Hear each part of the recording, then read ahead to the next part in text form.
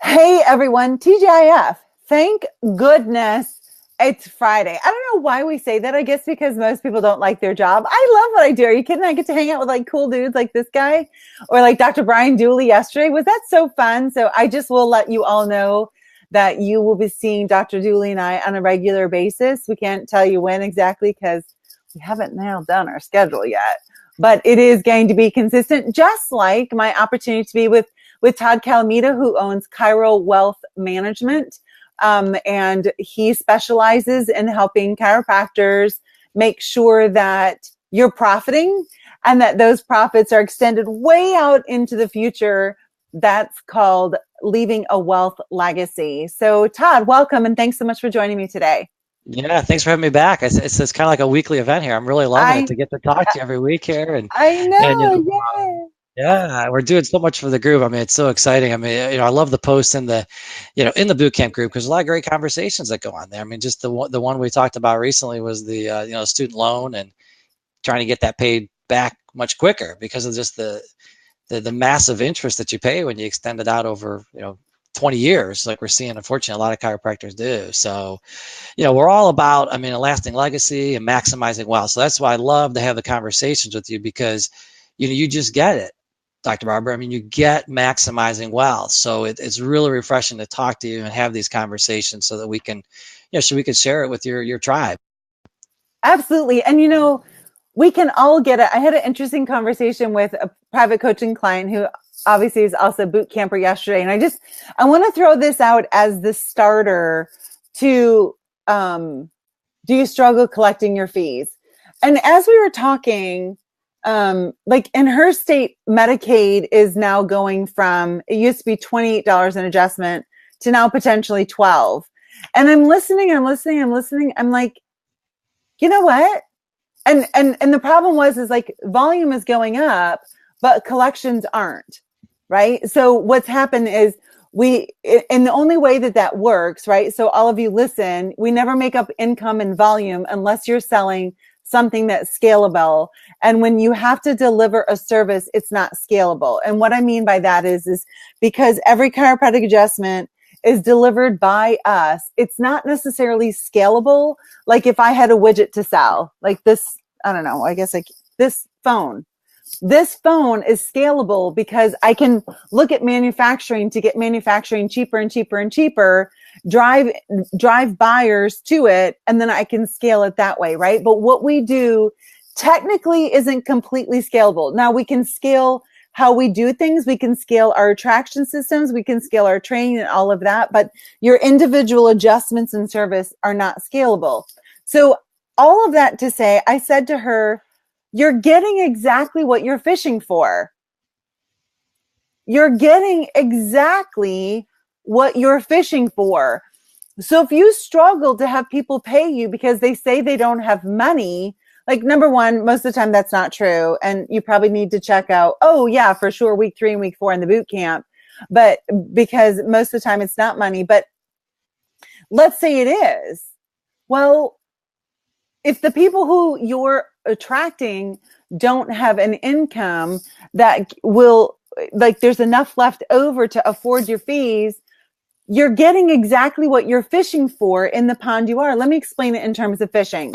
So let's pretend, so all of you probably know, if you don't know, we do a lot of fishing in our family and we have a huge boat. And so we go ocean fishing and there are lots of different things that we catch on our boat. Like we catch halibut and we catch rockfish and we catch salmon and we catch, like we shrimp and we crab.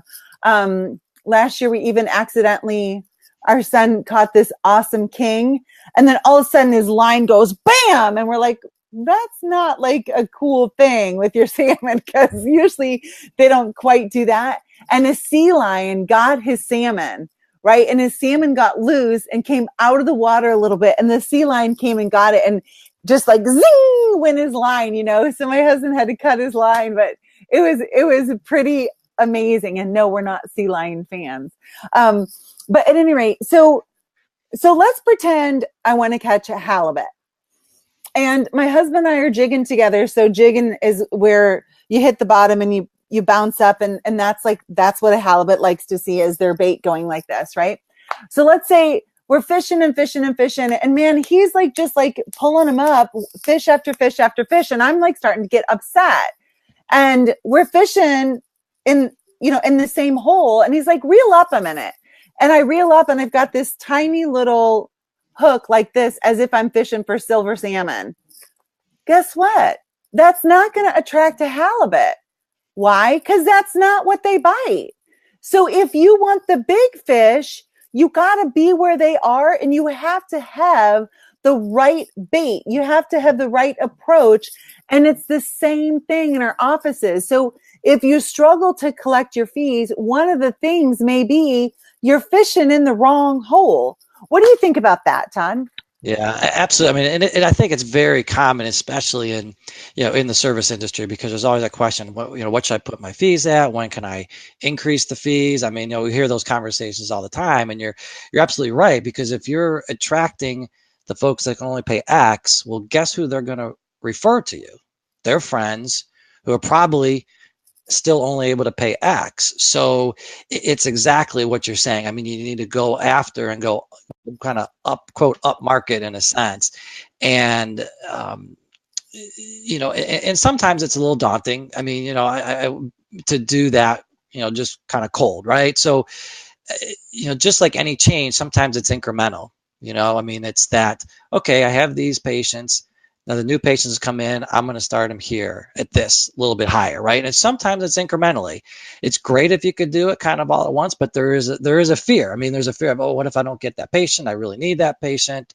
So everything, I believe, if you do it incrementally, it makes that change a little less painful, or it's just a little bit more approachable, so you raise them up incrementally. And sometimes it takes, a few years to do it, but you just keep pressing up. Otherwise, you are going to still be stuck in that same area. And what is going to happen, I think, is what you were alluding to, is that you cannot make it up in volume. I mean, the example you gave of something that's scalable, yes, you can, but you're giving the adjustment, right? And the answer isn't, well, let me just bring on another associate or this, because now you're just bogging them down with the same challenges you're having. So now you have more overhead, another person, they're just getting in the same rhythm as you are, because that's what you're giving them. So sometimes it's stepping back and saying, okay, how do we really work with what we're already doing, as opposed to trying to throw more expenses on top of this by hiring an associate or doing something else. And I love that in the boot camp, Todd is a week 10 of the boot camp. He's the coach for week 10 of the boot camp there. I'm working on week 18 now.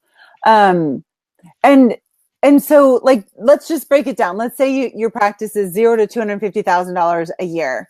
And this is from Mike Michalowicz's book, Profit First, and I'm only saying that because we always give him credit as we're using his work. So as you take $250,000 a year, the VAR is your profit. And think of your profit like getting a dividend from the stock market, right? Like that's your profit. So that's 5%. Then the next one is that right? 5%? 5%. Yeah. And then the next one is what you get your owners pay for taking the risk of being an entrepreneur, right? For taking the risk of going to chiropractic college, for taking the risk. And because you're in business, and we're in business to fund our ideal lifestyle, right? Unless you're in business to be a charity, call yourself a charity if you intend to not make any money. And that's totally fine. It's just it has to be set up a lot differently, because a nonprofit is not the same as an LLC, a sole prop, a S Corp or a C Corp. It's totally different. And if you're not making money and you don't really intend to, because you say, oh, it's not about the money, it is about the money, because that's how you take care of your family. So then the next part, owners pay, is 50%. And then 15% for taxes, and then 30% for OpEx. So in the example that Todd just gave there, well, I know I'll bring on more staff so that we can continue to see these people. Well, all that really did was made it that you now have to collect more per adjustment because your costs went up, right? Because you never want your OpEx above 30% ever. So if you're going to bring on more people, that OpEx goes up. up unless you take away other things in order to keep it at 30%. But the thing is you're still collecting the same.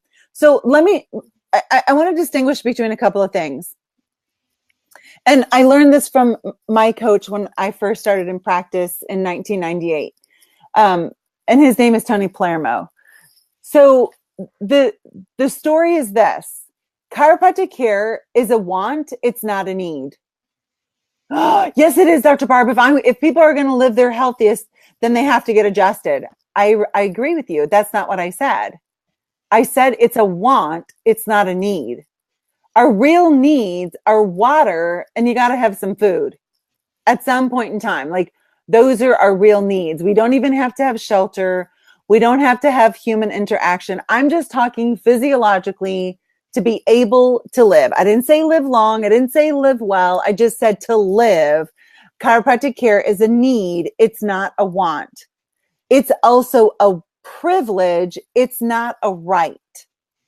A right is something that's granted to you based on where you live, right? Like the country that you live in. Chiropractic care is not granted to us, right? So in those situations where it's like Medicaid or Medicare or things that the government is paying for, then yes, you have to abide by their rules, right? Well, those rules are such that it's for the masses. And thus, you have to then see that your practice is going to be high volume, low fee, which means you have to have a very, very low overhead. So, Todd, I'm going to stop there and get the financial expert's advice on that. Yeah, I'll give you an example. This is a chiropractor I was meeting with yesterday. They, husband and wife, and they're collecting 50 to 60,000 a month. So it's $650 a year they're collecting, and they were paying themselves $10,000 a month, not each, but combined. And you're right on about they should really be at that at that 50% at least in their pocket, even after taxes. So they're in their particular case, they weren't even paying rent because they had a setup where they didn't have to pay rent, but there was still something kind of at the bottom line that just wasn't working. So it's going back to, and where they immediately went was, okay, hey, we need to get a better office. I have this vision for the office. It's got to look like this. It's got to be 4,000 square feet, and the answer was spending more money on something like that to make more money. But really, what I shared with them, I said, you have a great practice. Think about, how many chiropractic couples would die to have that type of collection. You can live a really good life with that, but yet they weren't where they were at, and they were looking in the wrong places for it. So, there it's digging in to say, okay, what do you cut out, so that you get up to the 50%, because that's really where they should be at. And it's across the board. It's just across the board. So, and I think, what they shared with me is that, like, is I drew out the profit first system for them and went through their numbers, and it started to kind of click when they saw it on papers, because they admittedly said, we're just not finance people. We're not numbers people. So kind of have what I'm going to do with them is just do that instant assessment, the profit first instant assessment, so we could see where you're at. If it's 50% or if it's something less than that, and many chiropractors it's only 20%, and then how do we incrementally get you up? That goes back to what I was saying earlier, incremental change. You don't go from 20% in your pocket to 50 overnight. Yeah, you have to do that incrementally. So, right. It's a great structure to have. There's no trick to it. It's basic budgeting with buckets is what I call it. But this is for the chiropractic owner or business owner. Yeah, absolutely. And I love that that's Todd's first week in the boot camp. It's called Budgeting with Buckets. So we know how to do that. And listen, we're not saying that any of this is easy, and we're definitely not saying it's comfortable, but it's two streets named hard. Do you want to just keep doing it the way that you're doing it? And then at the end, it's really uncomfortable, because you can't stay ahead of that. You can't stay ahead of running a business that isn't profitable. You can't. Todd, you see it all the time in your line of work. I see it too, that it, like, there will be a breaking point. It's just like chiropractic care, right? Like, the individual who comes in, they get adjusted, they say, hey Joe, hey Kim, who gets adjusted, and they only get enough just barely get out of pain, and then they think they're going to go on their own. Yeah. The level of physical, chemical, and emotional stress greater than their body's ability to adapt cannot stay out in front of their lack of health. There is eventually going to be the limitations of matter, and they're going to be back into our office. So just like the conversation that we have with our practice members, we have to have the same conversation with ourselves about collecting our fees and about being profitable. And it's okay to make a ton of money, because every dollar that you have, you can substantiate that you have helped change someone's life. Yeah, and I think you hit it. I mean, the interesting thing is, and we were talking about this before. I mean, another chiropractor I'm working with, and he's he collects over $1 million, right? He's scaled up, brought on more associates, has multiple associates, and he's still making less than 100,000. So, I mean, that's just an example. The problems unfortunately get bigger when you grow that top line, but you don't fix everything in between. They don't go away. So you've got to fix it in the beginning, because actually it gets a lot harder as you get bigger to fix it. So that's a big thing that I see with chiropractors, is they think it's okay, we'll just grow that top line, everything will be fixed, which it's great. I mean, don't get me wrong, grow it, but fix everything below so you can do it smart and not work as hard as you're working. And unfortunately, it just adds more financial stress. And I mean, it just, the impact on people's lives it's just devastating. I mean, Yeah. it really, I think, mentally exhausts them, and Yeah. it weighs on their practice. And I think patients can feel that, if Yeah. your financial health is not where it needs to be, they feel it. I mean, one way or the other, if something's not in line in your life, it's tough to get your patients in a line. Yeah, no, that's a really, really good point. And then it's almost like during the report of findings, we're like, please say yes, because I got to pay my mortgage, or, please say yes, it's grocery day, or whatever it happens to be. And there's so many reasons not to live like that. And please understand that your own subluxations, your own negative belief systems not only impact your own life, but they impact your practice members' lives, right? Like, if you have an issue with money, asking people for money and collecting money, then you then prevent them from being able to make that exchange of energy to get the care that they need and the care that they want. So please make sure that you're paying close attention to those false beliefs, and we'd love to help you break them down. I mean, a lot of the boot camp is breaking down those belief systems and then bringing them back up with, here are tools and strategies in order to be successful. I had a really good make there, Todd. I'm sure it was just like, boo. Well, I'll let you know about overhead. Let me just make this point. So what I was thinking about when you were talking about the couple that opened this big, huge, beautiful practice, right? Like, I'm going to just bust it out right at the beginning. To me, it would be like having a brand new baby, and you want that baby to, have his or her own car, and you want to do all of these things for him. So as soon as you have that baby, buy their car. And then it's going to sit there for 16 years.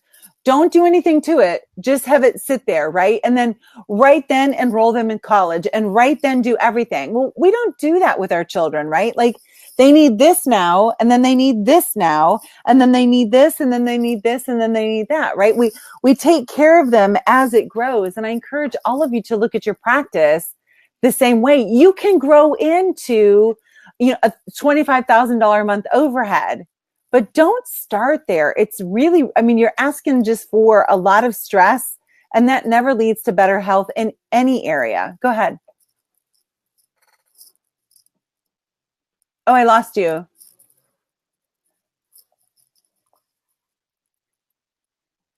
I can't hear you.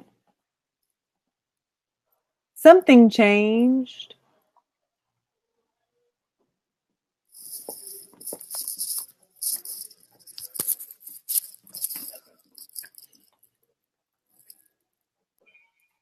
Can you hear me now, Barbara? You got me back or no? Oh.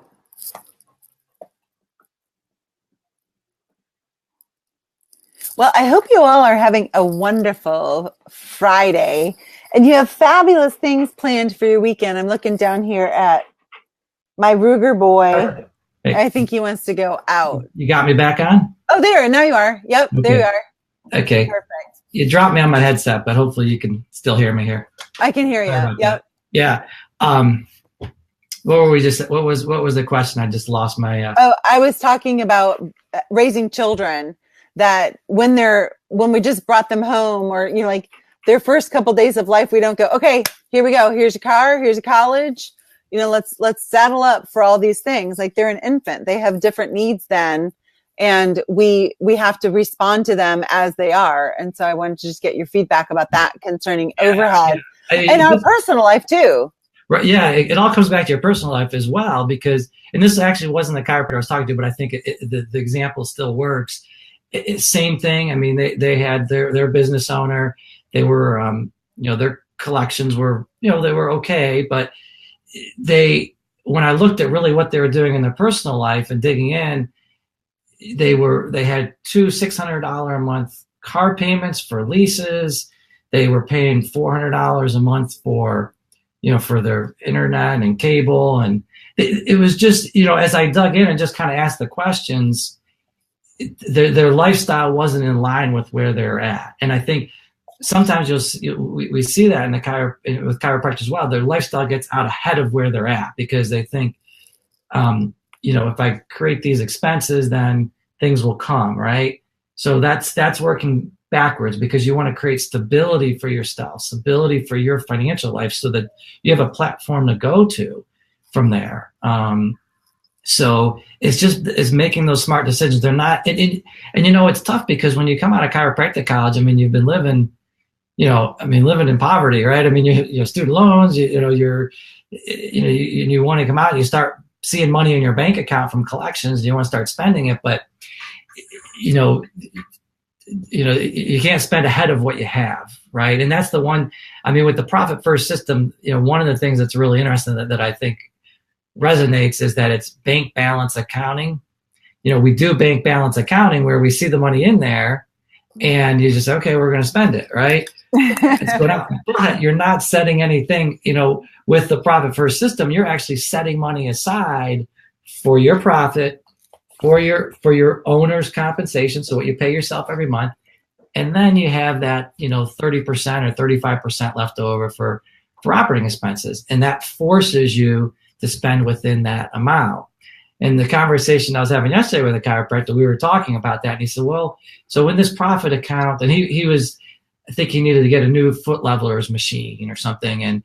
And he wanted to spend it out of his OpEx. I said, well, no, this is just like the x-ray machine he purchased a few months back.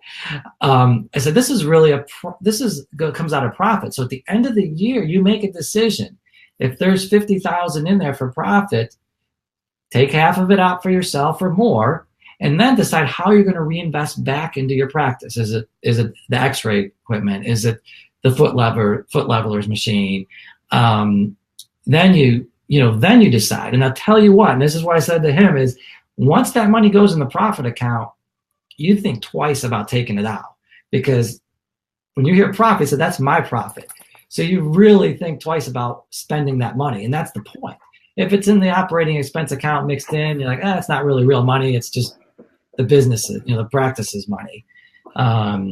So just setting that up, if you haven't done it yet, and you're having some of these financial challenges, start separating them out into those separate bank accounts, because it really makes a difference. And send me your profit and loss statement. That's what I asked the doctor to do yesterday. Send it over to me. We could do the instant assessment pretty quickly. Kind of a back of the napkin. It doesn't take that long. And I think when chiropractors see those numbers, it really it really hits home. And that's, I mean, I've seen it time and time again, and that's exactly what happened, yesterday in the conversation when we started going down that path and just laying it out into those 5 buckets. Yeah. And Todd, it's Todd at Cairo Wealth Management, all spelled out.com. Yes. I was just going to slide your email address up here. I can't ever remember if management is spelled out or if it's spelled out. Todd at CairoWealthManagement.com. So yeah, just email me there. Barb knows sometimes I'm not as good on Facebook, but I've been trying to get better. So you can instant message me there, and just send them over and let's just look at it on a high level, because it's frustrating. That's what I find, is that chiropractors are doing so well, but then it's frustrating when they're they say I collected all this, but it's not coming. It's not in my pocket. What happened to it? Right. It's like this disappearing act, right? Like what happened to everything? And that's don't constantly. I mean, we're always talking about what are the expenses in between, right? Mm-hmm. So let me just go back and clarify something. So a big expense like an X-ray machine, or what other things would come out of the profit category instead of OpEx? Mm-hmm. So does that mean so let's say somebody starts working with you today, and on their P&L, you see that they're paying a lease on an X-ray machine. Is that not coming out of the 30%? Or is it like, okay, so what we need to do when we set up your accounts and you take 5% off the top, is that 5% now goes to that? Yeah, that's a good question. So, I mean, in that situation you laid out, they would be paying it out of the operating expense account, but we're also kind of coming in at it backwards, right? So ideally we want to come in it on the front end, where they've already built up money in their profit account, and then they're making the decision, do I want to invest that money back in the business by buying a piece of equipment? And if they do, then we take that money that's been saved up there and just pay cash for the X-ray machine. That's it, right? But most of the times I see chiropractors just get on that payment plan, and all it is a bunch of payment plans, and they add up one on top of the other, one on top of the other. There was one chiropractor I was talking to recently. They had, they were a couple years in practice, and they had startup loans for the build out, which is another killer. 100 to 150,000 in build out just doesn't make sense when you already have $200,000 in student loans. I mean, and so now their payments on that were, I think they had 3 loans. The one loan payment on that was $2,000. The other was like $1,000. The other was like $500, right? So you wonder where your cash flow goes. It's because that's where you're spending it. So those are hard to back out of. Same thing with an X-ray machine. But with the X-ray, what I would, guide someone on is that at the end, we're going to set up the profit first system, get money in the profit account. And at the end of the year, we're going to take that profit and we're going to probably pay off the balance on the X-ray machine with that profit. Yeah. I think the question the chiropractor asked me yesterday, he said, well, if we have like a patient appreciation event, should we take that out of the profit account? No, that doesn't come out of the profit account. That's not really reinvesting back in the practice for future growth. I mean, you might be able to stretch it to that, but nice try. It's really OpEx, right? And the other, if you're going to be moving offices, taking the money out of the profit for that move, because there's going to be a move, there's going to be expenses in that move. Yeah. I think of, yes, you got to spend money to make money. I agree. I would spend money. And of course, I'm kind of biased because I'm a coach, but something that I always look at in my business is this thing, like, will I be able to take what this is and use it to make money right now? Like, do I already know how to use this right now? Like, for instance, when someone's setting up, I'll look at a doctor's budget for when they're going to open their practice, and it's tables and X-ray machine and computer and all of these things. And I'm not saying they're not important, but here's my question to all of that. The only good a table does you if somebody is there. The only good an x-ray machine does you is if somebody's there to take pictures of, right? The only good all of this is somebody there to serve, because unfortunately it's not build it and they will come. It's drive traffic to you and that's how they come, right? It's siphoning people out of the internet and out of your community to come into your office. If you don't have that, if you don't know how to do that in a multiplicity of ways, you have no business. This is my opinion, and I can back it up. You have no business spending money in your practice on other things until you have set systems to bring people into your office, to collect your fees, and to make sure they stay. Mm-hmm. What do you think? Yeah, and it made me think about, when chiropractors go through school, they're exposed to, all types of adjusting tables, right? Or all types of equipment that they can use. They're exposed to mentors who might have the latest and greatest equipment. Who knows whether they're profitable, right? But that's what they're seeing. And so in their mind, it's easy to think, okay, I need the best equipment, right? To really practice. But that's not what the patients want. That's not what they're looking for. They don't care. Like, I think I've given this example before. My chiropractor, he has a basic wooden adjusting table. It doesn't even have all the levers, right? Portable table. Right. But it's almost it's a little more than a portable table, but not much, and he's great. he takes care of me, more on a maintenance plan, and it's just great. I never once really looked at his equipment and said, oh, okay, if it makes a lot of noise once you adjust it, it's better, right? That's not how the average patient looks at it. And sometimes it's hard to see that when you're entrenched in the community and you see so many things, right?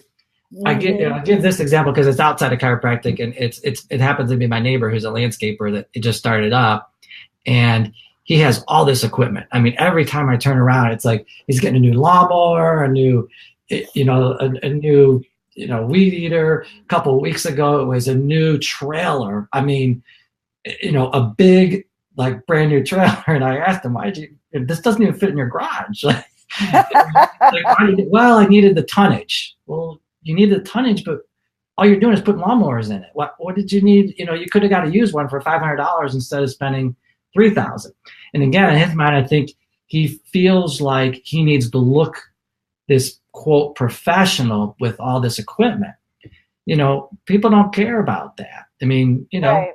They just want their lawn cut, right? And I don't mean to compare the importance of chiropractic care to lawn care, okay?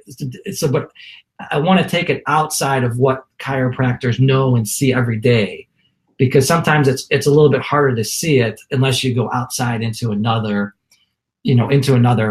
industry, another service that you use. Right. And that's not to say don't take care of your place. Please don't think that we're saying, let your place be run down and holes in your carpet and, crap on your walls. It's not what we're saying at all. What we're simply saying is you are the most important person to invest in your practice. In any business, that business owner is the most important one to invest in. So I know we've only got a couple more minutes, so I really want to hit this subject. The concept of, Dr. Barb, our family couldn't even come into my office if we had to pay those fees. So how can I possibly charge other people? Yeah. I think that it's a common concern for chiropractors. It's a common concern for just people in general in the service industry. And it's really a mindset shift. I know you talk about that a lot, Dr. Barb. It is a mindset shift, because you're not, you're not gauging your business on what you can do, right? So you want to step it up a notch from where you're at, and there's people out there that will appreciate your care, right? And value what you're doing for them. So it's really a mindset shift, and it's easier said than done, right? I've been through that in my career personally, and once you get out of that, stuck from in that trap, it's really freeing. and you really are able to realize your full potential, as a chiropractor, when you're able to get out of that, that kind of small thinking mindset. Well, and I think that all comes down to, as well, like I was just thinking of so many examples that doesn't follow suit. Like, for instance, the real estate agent who sold you your home. If they're selling you $1 million house, should they not be allowed to sell you $1 million house if they can't afford one themselves? Or you go buy a Ferrari. Do you think all of the Ferrari salespeople can afford a Ferrari? You go to a nice restaurant. Do you think your server can afford to eat that meal every single night? Mm-hmm. I mean, it doesn't make sense. Like, it's not a valid argument. So all it does, I feel like we've been trapped with that story. Just go, yeah, but, because we don't know a different story. So we're giving you a different story today. And that says, set your fees according to your business. It has nothing to do what anyone else can afford. It has to do what you want as your profitability and what you're doing in your business. Oh, thanks, Dr. Jennifer. She said she loves those comparisons. Well, it's really true. I mean, I don't know why we pull in something like that into our profession when there's really no bearing to it. I think it's just something that was passed on. It's like, oh, that sounds good.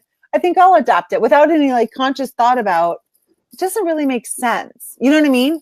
Right. No. So what's your take on that as the financial expert? Yeah, I mean, and this is, you have to work backwards. I mean, you have to work backwards. Where do you want to be? Work backwards from there so that you start to really prioritize what's important to your life, right? So that's what I was asking the chiropractor yesterday. They wanted to do all these things. They had this vision. They wanted this nice, serenity room.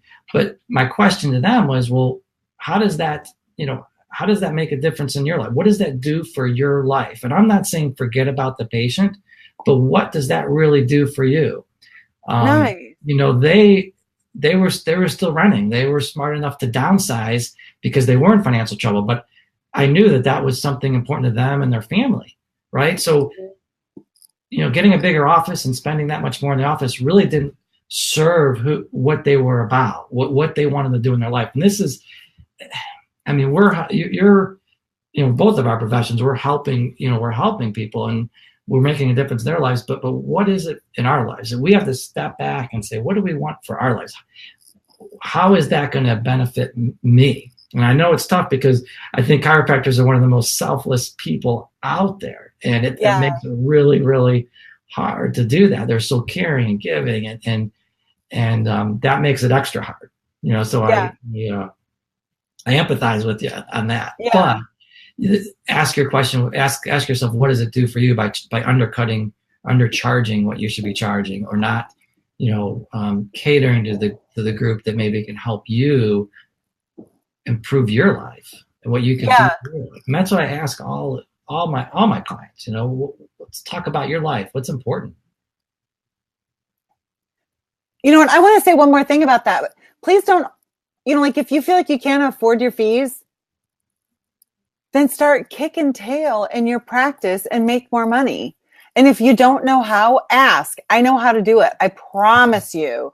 I have tons of evidence of other doctors just like you who are kicking tail, and they're not just standing there I just can't afford it. I can't afford it. I can't afford it. The moment you say that to yourself, do something to change that situation so you never have to say it again. And I hate to do this. I'm already a minute late to the boot camp call. So I'm going to sign off and tell you, thank you so much for joining me again. I think we're on again in 3 weeks. And our topic, I think it's 3 weeks. I'll post it. But our topic is going to be, can you afford your team?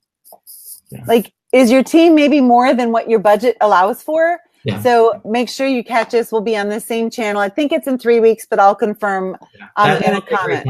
I'm excited for it. Thanks for having me again, Dr. Barb. Always a pleasure to talk to you and your boot campers. So we'll be seeing each other soon. All right, right back at you. Thanks, Todd. See you. Bye. Yeah.